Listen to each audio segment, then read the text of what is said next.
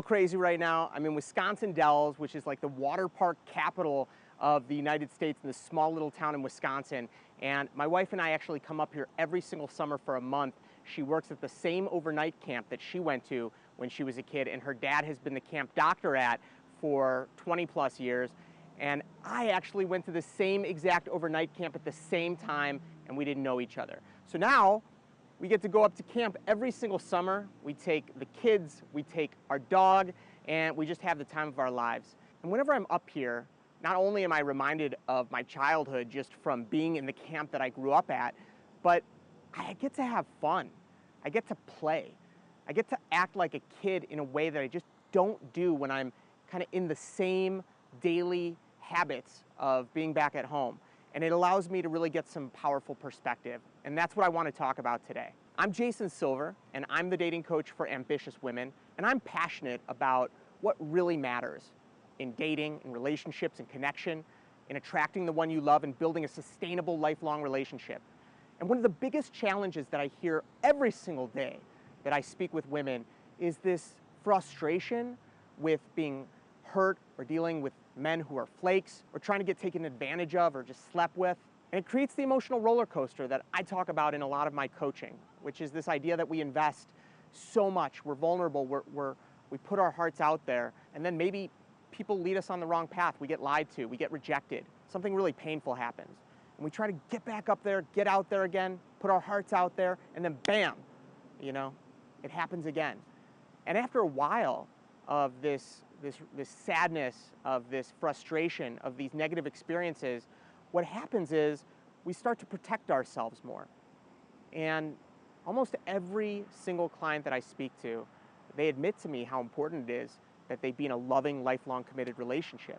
And yet, right when they get to that point where they want to tell me how much this partnership means to them and how much that it would mean to their life to have someone that they could just lean on and have as that support, they stop and they say, but I'm okay without them. And I get that. I get why they say that. I get why it's healthy to not overly depend on anyone. But there's a different motive here. There's the fear that it's not going to happen for them. There's the fear that they're going to be lied to. And what it ends up doing is it creates a challenge. It creates a block. And what I want to talk about is the key to attracting the right person. And what I think everyone wants on a core deep level is intimacy, is connection. And the straight pathway to intimacy is not from figuring out the next tactic or strategy or way to manipulate someone into being attracted to you. That doesn't work. At the deepest level, the fastest pathway to intimacy is not control, it's not manipulation, it's vulnerability. Vulnerability is what allows us to be more intimately connected with our partners. And so how do you do that? How do you become vulnerable without placing yourself in a position to be hurt? And that question leads me to the key.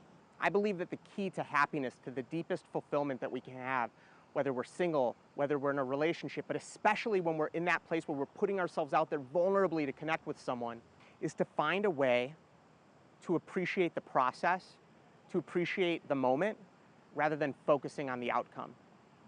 The outcome is important, but the way that I look at dating, connection, relationships, is that if I have love and energy to give, then it's not always about me and what I want. It's not always about my self-centered desire. It's about the fact that I have something to truly share with the world, that there's someone out there that can benefit from the love and energy and connection that I want to give. And everyone wants this passionate, deep, fulfilling love. And yet, when I look at my own life, where I find the deepest fulfillment and connection, and when I ask my clients who want this deep, passionate love, some of my clients who have children, where their most fulfilling relationship is, it's with their children. And the ironic part about that is we don't feel the most passionate, joyous moments when we're with our children the majority of the time. At least for me. When my kids are young, I have a 1-year-old and a 3-year-old. It's challenging. 80% of the time when I'm with my kids, it's hard. I'm exhausted chasing them all around. Yes, it's fun. Yes, I appreciate them, but it's hard work. And it's a lot of giving. It's a lot of selfless giving. And yet, I find more deep fulfillment from my relationship with my children than almost anything in the world. So what does that tell us? It tells us that it's not always about the feelings that we're going to get from a relationship. It's not always about the security that we're going to get, because I don't have that with my children. I can't tell you what's going to happen in this world. I don't have that level of control. But I do have the moments that I spend with them, that I get to give to them, that I get to be there for them. And when we can focus on the moment, the process, the day-by-day activities, and find deeper meaning in the action versus the outcome, that, I believe, is the secret to finding true fulfillment in life and in dating. And I'll give you an example. If you're going out there on a date with a guy tomorrow or tonight or next week, and you don't know if it's going to work out, and you're stressed because, I don't know if he's going to like me, or I don't know if this or that. There's all these unknowns. There are all these uncertainties. Maybe it's not about the outcome. Maybe at the end of the day, it's not just about attracting the guy. Maybe there's a reason for you to be there to meet him. Maybe, even though he's not the right person for a lifelong relationship, you might have an opportunity to share something with him that could change the trajectory of his life. Or he may say something to you that might spark something, and it might change the trajectory of yours. But you will have the opportunity to connect with another person. Regardless of the outcome, you two are in that space and time together on that date for a reason. Or maybe you don't go out. Maybe you go to the place to meet him and he doesn't show up. Boom, ghosted. You could look at that situation, and trust me, I've been in really tough situations where I've been rejected. And it sucks. It's horrible emotionally.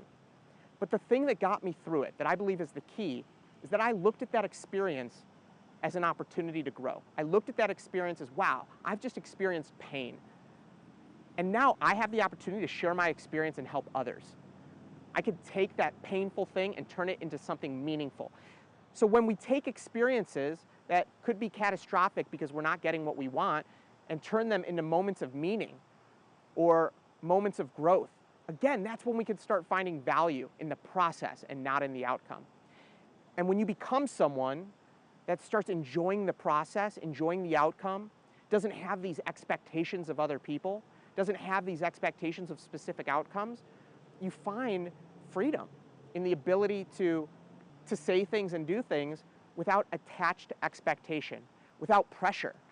And that's what I wanted to share, because as I'm up here in Wisconsin for the month with my kids, I'm just reminded that I'm so lucky that I get today. I'm actually running late right now. In about 10 minutes, I'm supposed to be on a call with my group clients, and I knew that this was important, because talk about moments, I only had 20 minutes where the lighting was going to be good enough for you to see the Wisconsin River in all of its glory. And we don't get a lot of beautiful scenery like this up in the Midwest. So, this is really nice for me. And I wanted to take the time to talk about it, because I know that there's women out there that are struggling, that are frustrated, that just want it to stop, and they just want dating to end and to be in that lifelong committed relationship. And I believe that there's a real opportunity today in this moment to take a pause and to say, you know what? Maybe today isn't all about me. Maybe I have an opportunity to take this day, to take this moment, and to really be fully of service to other people. Who can I call right now? Who can I call and see how they're doing? Just a phone call to a friend, a family member, and say, hey, I was just thinking about you. How you doing? Is there a random act of kindness we can do for another person?